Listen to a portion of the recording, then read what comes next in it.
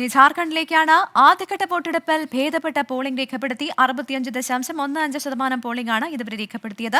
43 മണ്ഡലങ്ങളിലായി 683 സ്ഥാനാർത്ഥികൾ ആദ്യഘട്ടത്തിൽ ജനവിധി തേടി.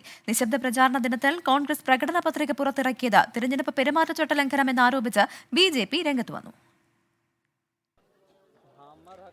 ജാർഖണ്ഡിലെ ആദ്യഘട്ടത്തിൽ പൊതുവെ സമാധാനപരമായിരുന്നു പോളിംഗ്.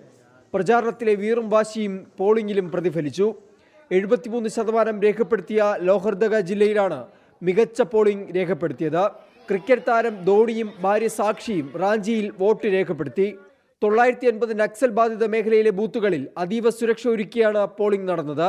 ജാർഖണ്ഡിൽ നിശബ്ദ പ്രചാരണ ദിനത്തിൽ കോൺഗ്രസ് പ്രകടന പത്രിക പുറത്തിറക്കിയത് തെരഞ്ഞെടുപ്പ് പെരുമാറ്റച്ചട്ട ലംഘനമാണെന്ന് BJP ദേശീയ വക്താവ് സംബിത് മിത്ര ആരോപിച്ചു.